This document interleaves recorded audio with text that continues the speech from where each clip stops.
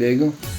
آقا یه لودر دوست دارم برام بسازی، کوچولو، ارزون، قوی، 1 تن بلند کنه، 3 متر ببره بالا، 360 درجه در جا بزنه، همه کار دیگه، کار لیفتراکو بکنه، گیر بشه، کار لودر رو بکنه، کار جرثقیل رو بکنه، کار کاتر رو بکنه، کار آسفالتو ببره، کار هیپتی رو انجام بده، به درد همه مشاغل کشور بخوره. صد کاره. 100 کاره در یک مسئله یه جوری هم باشه که سریش مثل بوکس سری عوض بشه، در از 15 ثانیه برام عوض بشه. حتما ارزونم در بیاد. ارزونم در بیاد. میتونی بسازی، کوچولو و همه جورو هم باشه.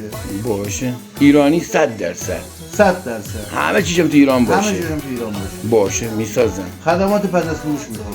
یکی میسازم اصلا خراب نشه. هر چی هم که خراب شد همه چیش پیدا شه. میتونم یا نمیتونم؟